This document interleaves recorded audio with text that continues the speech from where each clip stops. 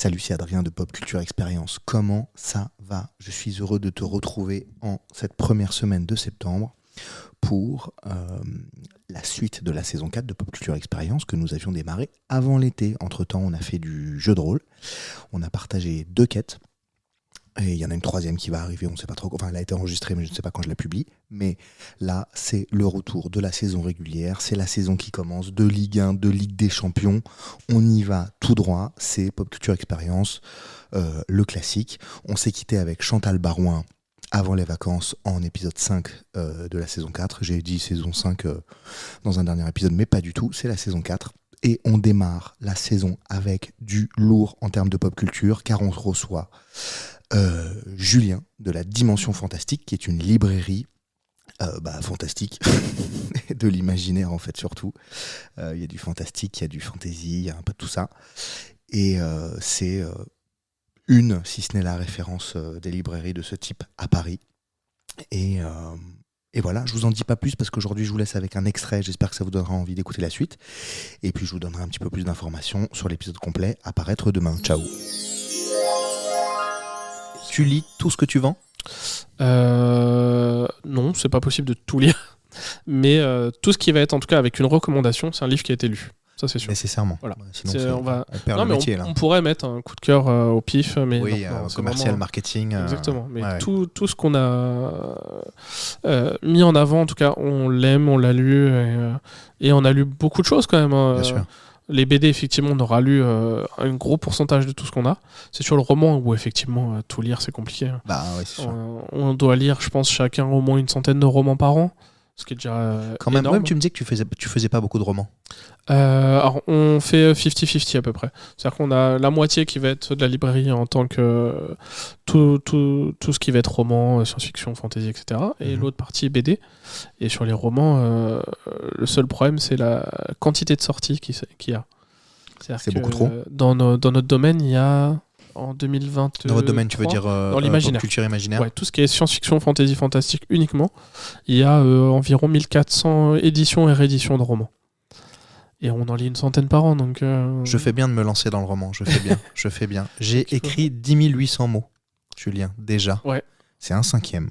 C'est pas mal. C'est déjà pas mal. Ouais. J'avance. C'est une nouvelle pour le moment. Pour l'instant, c'est une petite nouvelle. C'est bien.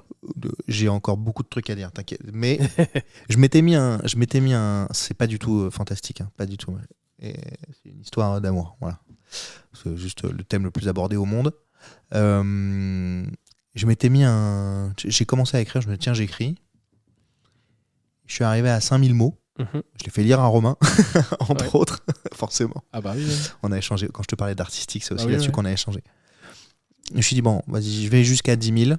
Et si je vois qu'à 10 000, je suis qu'au début de l'histoire, et je vais y aller. Et je suis arrivé à 10 800 sans aucune difficulté. Donc il y aura de quoi faire. Mais sans aucune difficulté. Juste le temps à prendre entre l'enfant que tu as une semaine sur 2, les autres activités, les podcasts. Et je te parle de ça parce que j'ai un libraire en face de moi. Bah oui. On parle de romans. Bon, c'est pas la thématique, mais du coup, tu écris toi ? Non, pas du tout. Pas du tout, Non. c'est pas du tout une volonté, une ambition, une envie. Zéro. Non, il y a Zéro. tellement de livres à lire et à conseiller, à découvrir. J'ai pas du tout cette envie-là. Non, Donc, passer de temps à les lire. Ouais, non, mais c'est du boulot. Donc, c'est du boulot. Putain, je vois pas. Il y en a qui ont cette ambition, libraire et écrire, mais alors, moi, pas du tout. Ouais. En tout cas, j'ai pas été dans cette voie-là. Il y a régulièrement des gens qui cherchent des fois et qui disent je suis aussi en plus, j'écris à côté, mais non, moi pas du tout. C'est vraiment comme je disais, moi c'est ma motivation, c'est le partage et conseiller des choses que j'ai lues et pas forcément conseiller ce que je vais moi écrire. Ouais, tout à fait.